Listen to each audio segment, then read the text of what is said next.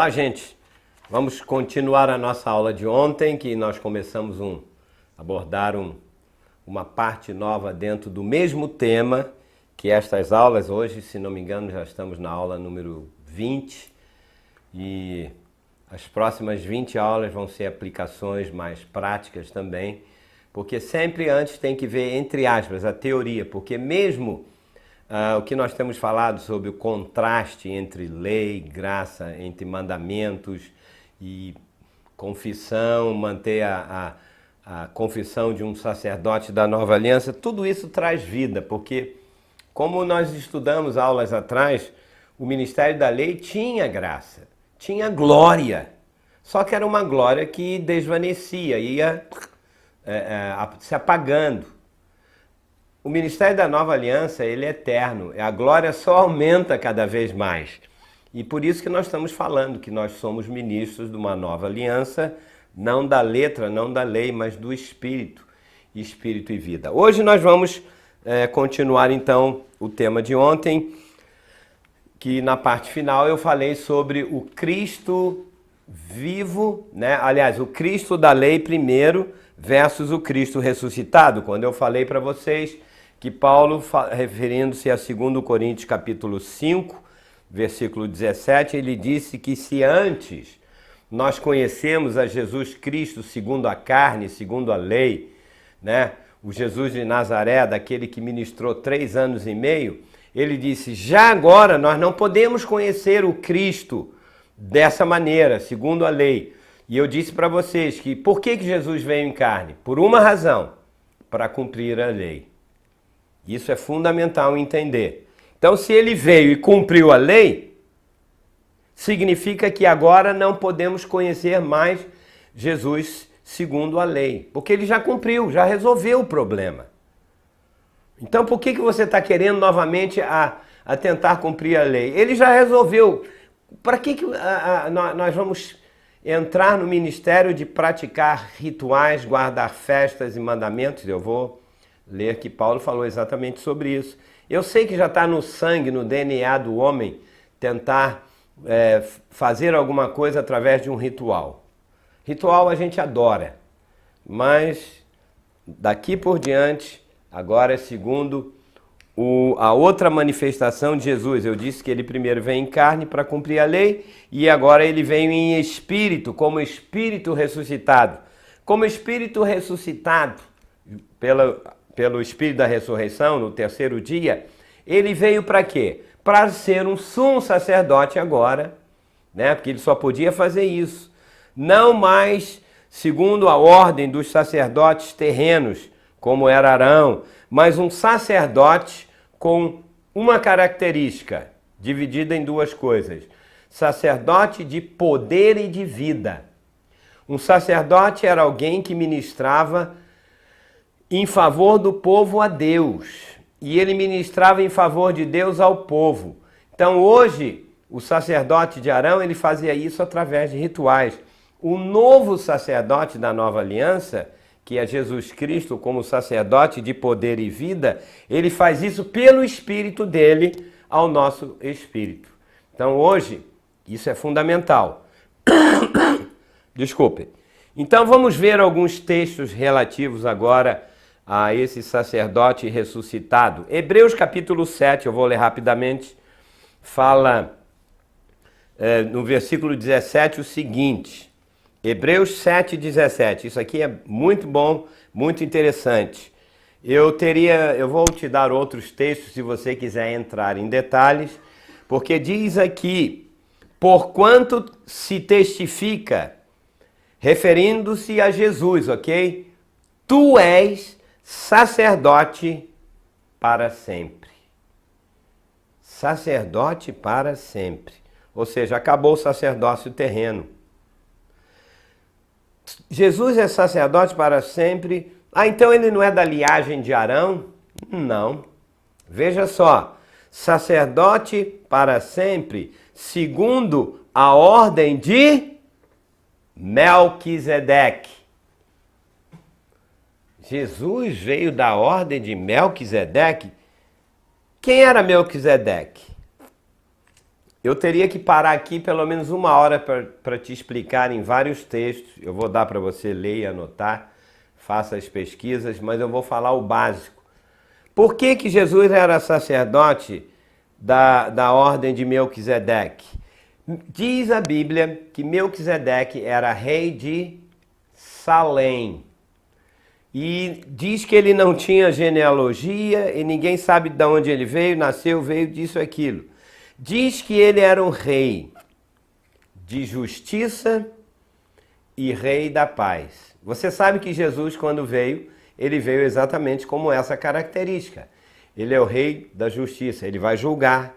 Ele veio, ele é a nossa justiça, ou seja, ele resolveu o nosso problema com Deus. Nós tínhamos um problema de justiça. Nós éramos culpados diante de Deus. Ele levou a nossa culpa.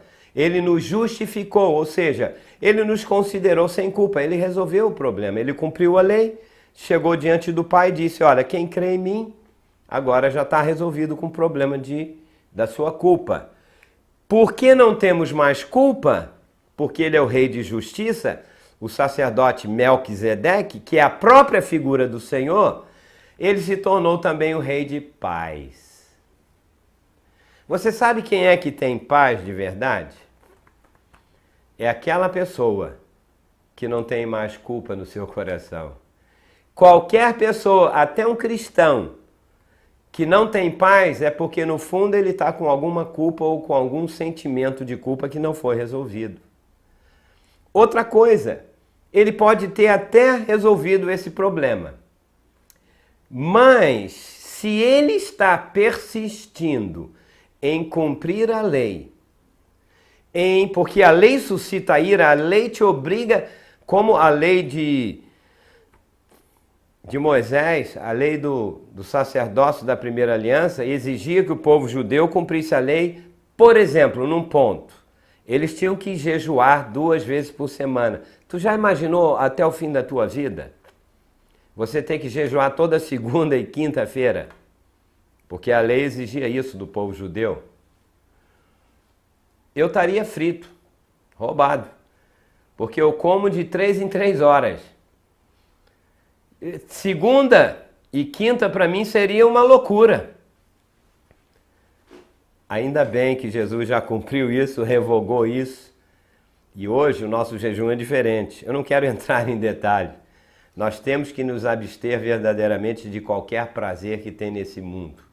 Não apenas o prazer da comida, que é muito prazeroso.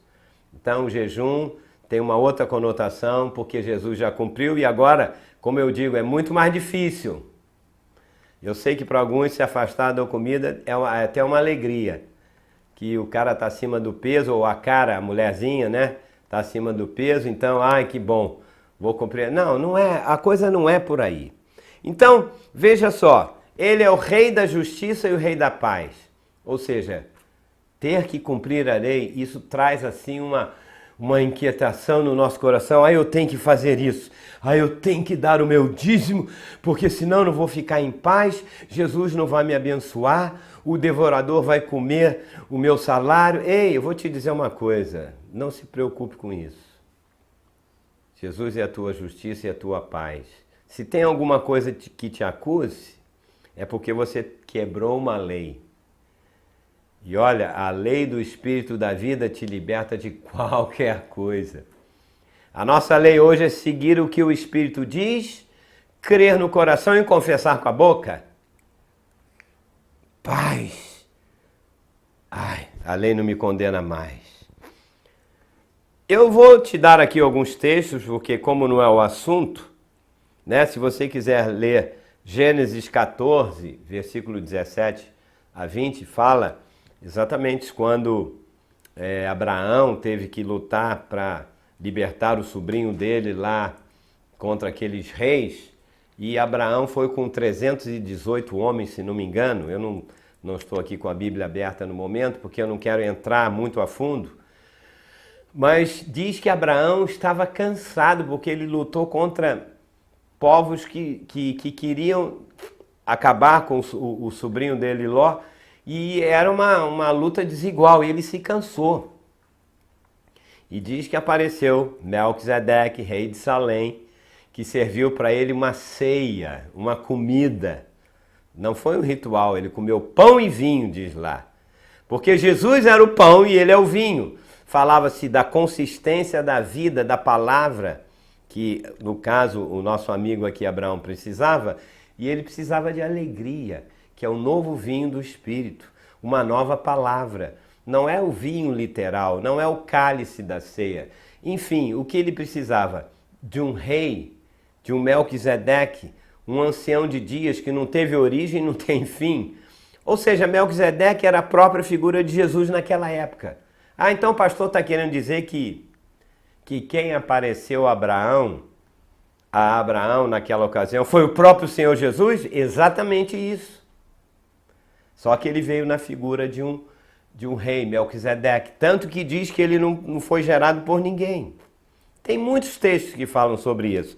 Bom, tá aí, Gênesis 14, 17 a 20. O Salmo 110, versículo 4 também fala. Hebreus capítulo 5, de 9 e 10. Vai anotando aí, Hebreus 5, 9 e 10. Hebreus capítulo 7, de 1 a 4 e de 14 a 17. Isso é para mostrar a vocês que a Bíblia ela tem um consenso só. Rei da justiça e rei da paz, como Jesus é o rei da justiça e da paz. Era o mesmo que teve com Abraão, é o mesmo que esteve na cruz, é o mesmo que esteve com Paulo, é o mesmo que está aqui hoje. Só que ele não vai nos servir vinho e pão como um símbolo. Eu não quero símbolo, eu quero a vida. Eu quero desfrutar do próprio Jesus, do corpo dele. E desfrutar do Jesus é da palavra escrita. Você quer participar da ceia todo dia ou só uma vez no primeiro domingo do mês? Muito fácil, toma lá um pãozinho, toma um cálice, 3 minutos você resolveu a coisa e você não desfrutou, na verdade, você desfrutou de um memorial. Eu não quero ter um memorial de Jesus, eu quero a vida dele presente, viva hoje e agora. Eu quero comer Leia a palavra todo dia, 3 vezes ao dia, 4, 5, depende da tua fome. Você vai desfrutar da verdadeira vida. Você lê. Nunca aconteceu com você de ler a palavra e o Espírito Santo te revela o próprio Jesus? Você diz, uau! Tremenda essa palavra aqui, caiu no meu espírito. Essa é a verdadeira ceia, você está alimentado, uau! Aí você lê outro texto, diz, nossa, isso vem complementar. Você é alimentado novamente. E ele vem e derrama do vinho, da alegria do Espírito Santo. Ora, nós precisamos transformar, como Jesus disse, da palavra escrita em espírito e vida. As minhas palavras são espírito e são vida. Desculpe a minha tosse, mas essa foi uma semana em que algum vírus tentou ficar aqui na minha garganta, mas ele vai sair. Muito bem. Vamos continuar então. Hebreus 7, 26, um pouquinho mais adiante, fala que ele veio revogar a velha aliança. Ou seja, diz aqui, versículo 26, com efeito, nos convinha um sumo sacerdote como esse, santo, inculpável, sem mácula, que refere-se, obviamente, a Jesus, separado dos pecadores e feito mais alto do que os céus.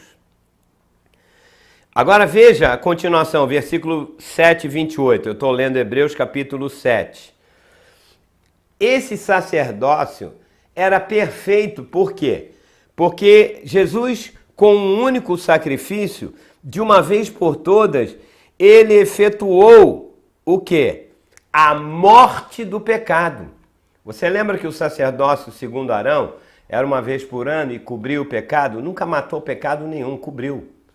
Mas com um sacrifício na cruz de Jesus, ele de uma vez por todas realizou a morte do pecado para sempre. Então vamos ler Hebreus 7, de 27 a 28.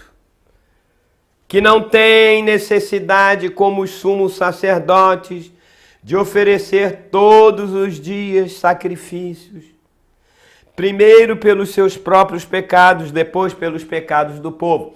É uma comparação que Paulo está falando do sacerdócio da antiga aliança, que os sacerdotes primeiro tinham que oferecer pelos pecados dele mesmo e depois pelos pecados do povo. Por quê? Fez isto de uma vez por todas, quando a si mesmo se ofereceu. Jesus se ofereceu uma vez como um animal, como um cordeiro, e a morte dele na cruz terminou definitivamente, uma vez por todas, com o problema do pecado. E ele continua dizendo lá no versículo 28, eu estou lendo Hebreus 7, versículo 28, porque a lei constitui sumos sacerdotes a homens sujeitos à fraqueza. É isso que a lei exigia. Os sacerdotes eram homens fracos. Mas a palavra de juramento, que foi posterior à lei, constitui o Filho perfeito para sempre. Você vive ainda sob o sacerdócio de homens que fazem rituais? Você está rejeitando o sacerdócio perfeito de Jesus, o Filho perfeito para sempre? Por quê? Se foi um sacerdócio para sempre, significa que eu nunca mais tenho de fazer qualquer tipo de sacrifício, nem cumprir qualquer tipo de mandamento da lei. Tenho sim que fazer algo mais difícil, como eu falei na aula de ontem. Eu tenho que viver na base do conhecimento e da confissão do que Jesus fez por mim.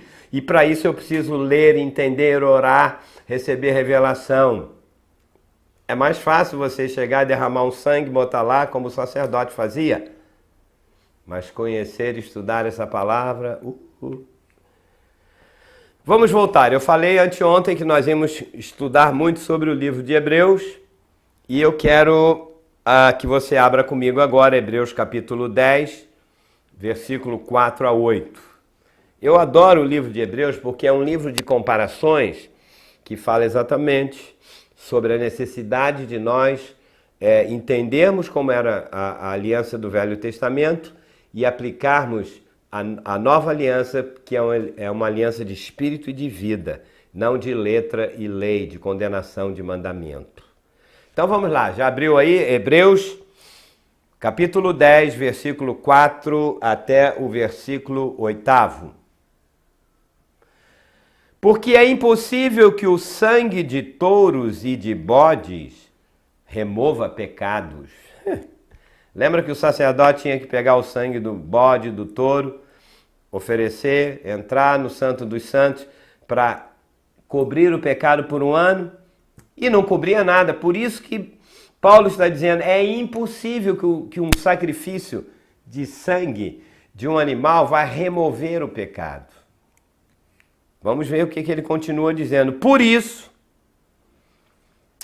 ao entrar no mundo, diz, agora ele usa um texto do Velho Testamento, sacrifício e oferta não quiseste. Deus não quer sacrifício. Antes um corpo me formaste, não te deleitaste com holocaustos. Ou seja, a palavra holocausto significa um sacrifício usando uma vida. Deus não se deleita com sacrifícios de uma vítima, de um boi ou de um touro ou de alguma pessoa. Porque tem muita gente hoje nas falsas religiões que faz até sacrifícios humanos. Nossa, isso é uma barbaridade, mas que existe. Deus nunca, nem dos sacrifícios do Velho Testamento, e diz aqui, e ofertas pelo pecado. Não te deleitaste com holocaustos e ofertas pelo pecado. Então eu disse, eis aqui estou, no rolo do livro está escrito a meu respeito, para fazer, ó Deus, a tua vontade. Depois de dizer como acima, estou lendo aí, né? Agora o final, versículo 8 de Hebreus 10, diz assim, sacrifícios e ofertas não quiseste, nem holocaustos, nem oblações. Pastor, o que é oblações? Porque isso é uma palavra muito comum no Velho Testamento. Oblação é oferecer uma oferta a Deus. Paulo fala lá sobre oblações. Então, não é uma oferenda, não é uma oferta entregue a Deus para, dentro do contexto aqui, com relação ao pecado, porque diz aqui sacrifícios, vou ler novamente, e ofertas não quisestes, nem holocaustos e oblações pelo pecado, nem com isso te deleitaste, coisas que se oferecem segundo a lei. Ou seja, o que nós estamos falando aqui é que Jesus suprimiu todos os sacrifícios, substituindo pelo seu próprio sacrifício. Quando ele disse, olha, eu vou subir na cruz, vou derramar meu sangue, vai ser o único sacrifício, e o meu sacrifício não vai ser apenas para remover todos daqui para frente, mas ele vai fazer com que qualquer outro tipo de sacrifício não seja mais necessário. Nem ofertas, nem oblações, nem sacrifícios de touro, de sangue. Ele disse, eu vou fazer uma vez só. E o meu sacrifício vai anular com qualquer outro, que já aconteceu, que vai acontecer. Enfim, Jesus disse, é um para sempre. Aonde está isso? Vamos lá em Hebreus 10 novamente. Continuando, versículo 9 até o 12. Eu li Hebreus 10, de 4 a 8. Vamos continuar. Então acrescentou, isso é a continuação do que eu li anteriormente. Eis aqui estou para fazer, ó Deus, a tua vontade. Não é isso? Estou pegando lá o finalzinho. Remove o primeiro para estabelecer o segundo. Nessa vontade é que temos sido santificados, mediante a oferta do corpo de Jesus Cristo, uma vez por todas. Ora, todo sacerdote se apresenta dia após dia a exercer o sacrifício sagrado e a oferecer muitas vezes os mesmos sacrifícios que nunca jamais podem remover os pecados. Jesus, porém, tendo oferecido para sempre um único sacrifício pelos pecados, assentou-se à destra de Deus. Isso é só para mostrar a você que não há necessidade. Foi um único sacrifício que substituiu pelo próprio sacrifício de Jesus na cruz. Conclusão: se você e eu somos discípulos de Jesus, não precisamos mais praticar as obras da lei. Nenhum ritual, nenhuma ordenança e nenhum mandamento. Ah, mas será que está na Bíblia, Senhor? Pastor, será? Eu vou te ler agora. É como eu disse nas primeiras aulas, eu prefiro que Paulo, que teve essas revelações, ou seja, é que a própria palavra de Deus fale por si mesmo. E agora nós vamos ler o livro de Colossenses, que eu tenho falado para vocês. Nós estamos dissecando ao longo dessas últimas 5 ou 6 aulas sobre Colossenses. Já falei isso aqui 3 aulas atrás, 4 aulas, e nós vamos continuar então. Vamos a Colossenses, capítulo 2, versículo 16 até o 23, para você ver como é uma coisa só que eu estou falando. Então vamos ver o que Paulo fala sobre se eu posso praticar, o que eu tenho que praticar das obras da lei, que vão muito mais do que apenas mandamentos. Eu fiz menção para vocês aqui que, como judeu, tinham que guardar festas sagradas. Será que nós temos que cumprir também? Então vamos lá, vamos ver o que diz Colossenses, capítulo 2, versículo 16 até o versículo 23. Ninguém, pois, vos julgue por causa de comida e bebida, ou dia de festa, ou de lua nova, ou sábados. Paulo está escrevendo a uma igreja que também estava sendo pressionada por causa de cumprir rituais que os judeus faziam. Eles não guardavam o sábado, o Shabat. A lua nova, a festa da lua nova era a festa do início de uma era nova. E é interessante que até a nova era, que é do espiritismo e dessas seitas que adoram uma coisa que absolutamente não tem nada a ver com a Bíblia, eles sabem sobre festas, festa de lua nova, eles têm os seus rituais, isso, aquilo, como tinha no Velho Testamento. Ei, mas hoje nós não seguimos isso. Paulo disse, ninguém pode julgar você por causa de comer ou beber. Ah, não, mas como o judeu não comia de carne de porco e agora você come ou não como. Uma vez eu encontrei um irmão, ele falou assim, olha, para todos os efeitos, já que na lei proibia do judeu de não comer carne de porco, então eu não como. Paulo está dizendo que ninguém pode te julgar se você come isso ou bebe aquilo, ou se você guarda isso ou aquilo. Você quer ver? Deixa eu terminar de ler o texto. Não julgue por comida, bebida, por causa de dia de festa, por causa de lua ou por causa do sábado, como o judeu guarda o Shabat. Porque tudo isso, diz Paulo, tem sido sombra das coisas que haviam de vir. E isso era o ritual da lei. Eram sombras de uma realidade que ia vir depois disso e que já veio. Jesus veio para trazer a realidade. Por isso ele diz, tem sido sombra das coisas que haviam de vir, porém o corpo é de Cristo. Essa frase aqui significa, porém a realidade é Cristo. Porém o corpo é de Cristo. Essa tradução não está muito boa, não é verdade? Mas é a mesma coisa dizendo, porém a realidade é Cristo. As festas, as luas, as comidas, o guardar o sábado, Paulo está dizendo que isso eram sombras. Porém agora a realidade é Cristo. Então Cristo é o quê? É o meu Shabat, é a minha comida, Ele é a minha bebida, Ele é a minha festa de lua nova, Ele é meu início, Ele é tudo isso e muito mais. Paulo continua dizendo, ninguém, vamos ler o texto, né? Estou lendo Colossenses 2, 16 a 23. Ninguém se faça árbitro contra vós outros. Ou seja, o que é um árbitro? É um juiz, não é isso? Ou seja, ninguém pode te julgar dizendo que você não pode fazer isso, tem que guardar o sábado, não pode comer. Paulo disse, ninguém pode te julgar ou te condenar, né, contra vós outros, pretextando humildade e culto de anjos. Que é isso? Espera aí, pastor, agora é meio complicado, né? Não, é muito simples.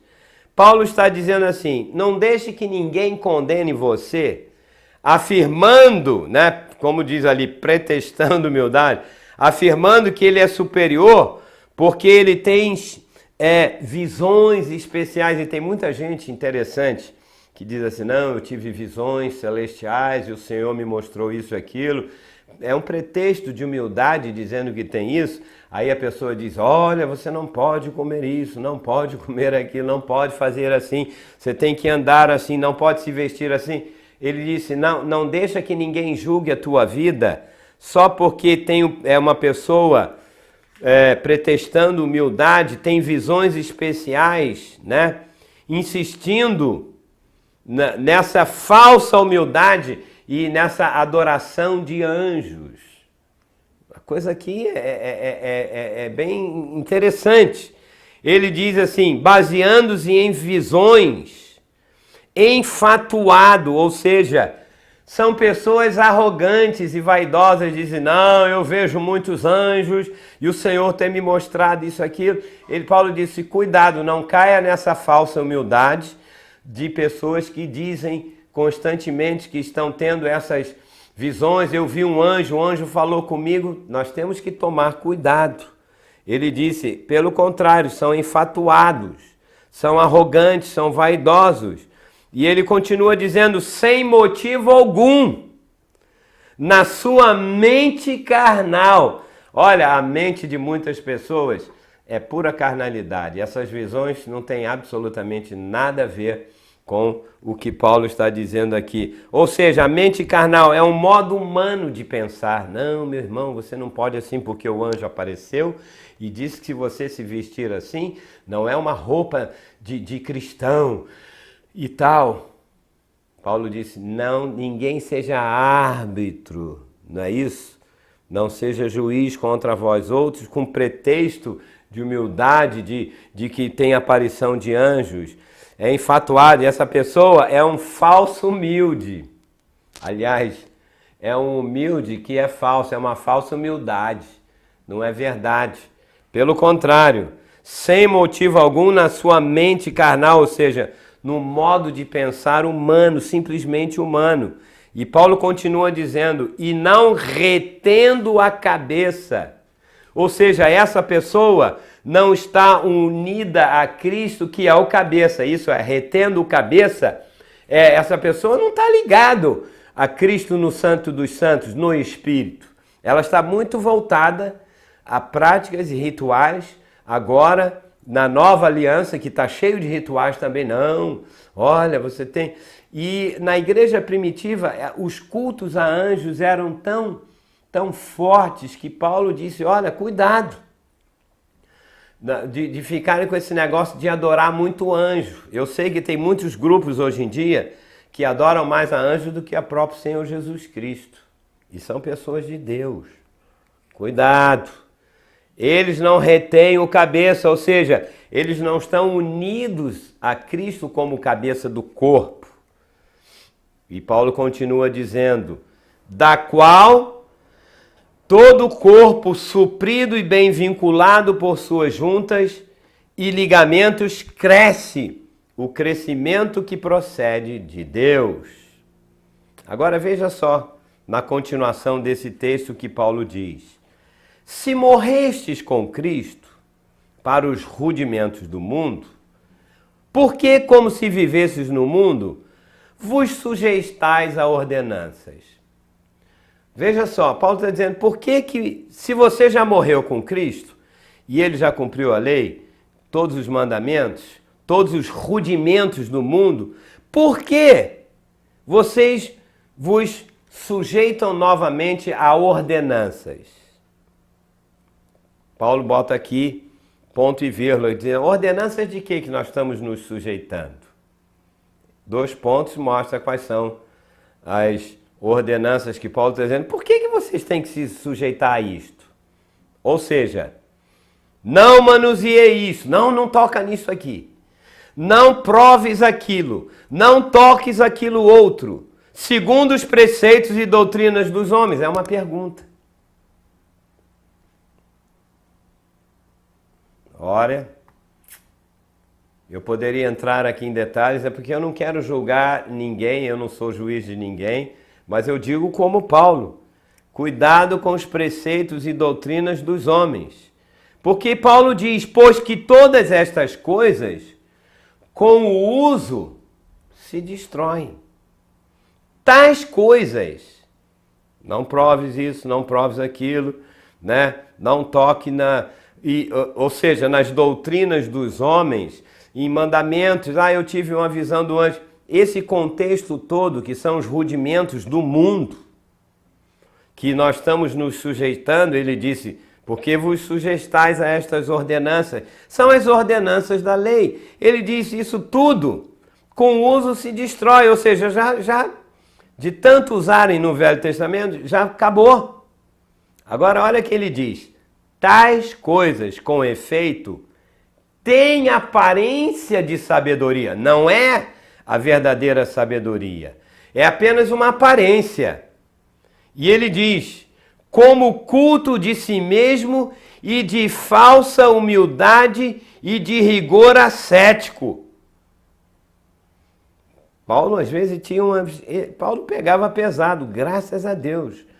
Parece que é sabedoria, mas no fundo, as pessoas que estão exigindo que você cumpra rituais da lei, hoje na nova aliança, são tão zelosos, não, mas porque aconteceu isso e tem que fazer.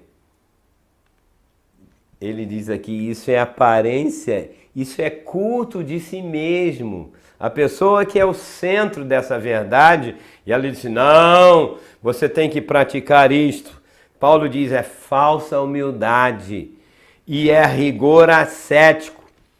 Os indianos e povos hinduístas que têm a religião, são os ascetas, eles se puniam a si mesmos e se mostravam para todo mundo para tentar fugir de um pecado. Rigor ascético, a mesma coisa. Olha, não se vista assim, não faça aquilo, não leia isso, não veja televisão e não faça isto. Isso é rigor ascético.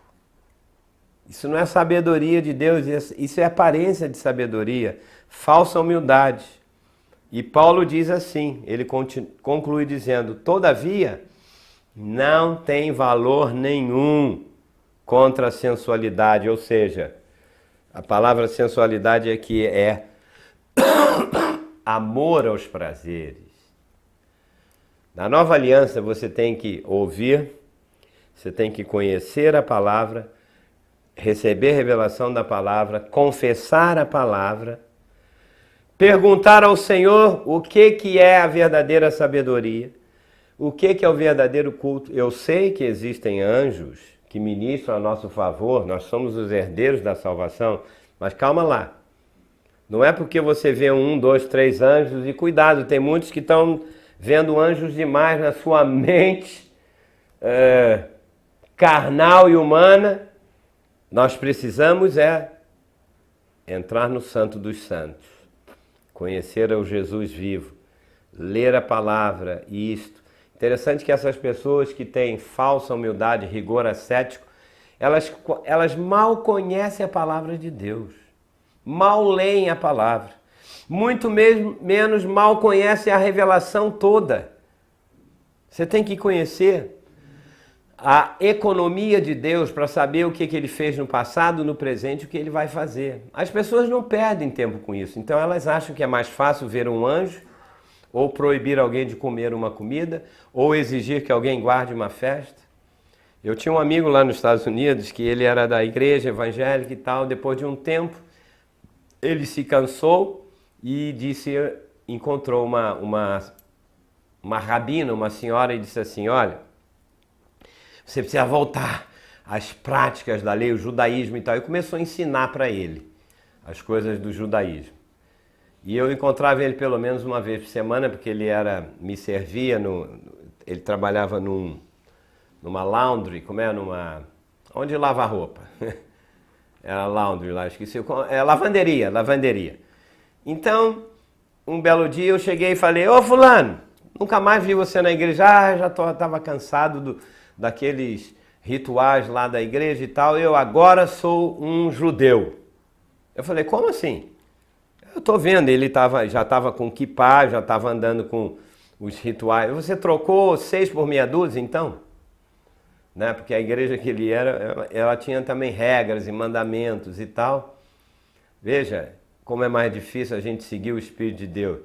E ele disse, não, porque agora eu estou aprendendo a verdadeira lei, as coisas que os judeus, então eu estou usando kippá. Eu falei, mas... eu perguntei, então você já foi circuncidado? Não, isso não. Eu falei, como assim? Então você está guardando o sábado? Ele disse, eu agora não vou mais à igreja aos domingos, porque não é o certo, é guardar o sábado. E eu comecei a mostrar para ele, disse, olha, você tem que guardar outras festas. Jesus já cumpriu tudo isso, mas não adianta. A gente adora cumprir uma lei, uma regra. Olha, o que Deus está falando é exatamente isto. A nossa lei agora não é mais de letras, não é mais. Eu vou terminar lendo para vocês, novamente, Hebreus capítulo 10, versículo 15 a 17. Porque essas coisas podem parecer muito bonitas, né? Tem aparência de culto, de sabedoria, mas não é assim. Veja o que Paulo diz aqui em Hebreus capítulo 10, não sei quanto tempo temos, e já acabou o nosso tempo? Então vamos botar um ponto e vírgula. Eu vou anotar aqui. Cadê a minha caneta? Está em algum lugar aí, perdida. Hoje é o dia de perder as canetas. Já perdi minha carteira, mas já recuperei. Já perdi minha caneta, não recuperei, mas tá, não, tá aqui no meu bolso. Então, infelizmente, nós não temos tempo hoje, eu não quero ultrapassar os 30 minutos, 33 minutos, mas na próxima aula nós vamos falar sobre temos de pertencer ao que ressuscitou e não ao Cristo que já cumpriu a lei. Então, meu abraço para você aqui e amanhã a gente volta novamente. Aliás, as nossas aulas, se não me engano, estão segunda, quarta e sexta. Então, não sei que dia hoje, né? E você vai ouvir sempre. Entre no nosso blog, né? Missão, www.missãodofarol, tudo junto, letra minúscula, .blogspot.com.br. Temos outras séries como esta aqui, você deve acompanhar para poder entender melhor. Um abraço e que o Senhor seja o Cristo ressuscitado na tua vida. Amém? Até lá, irmão.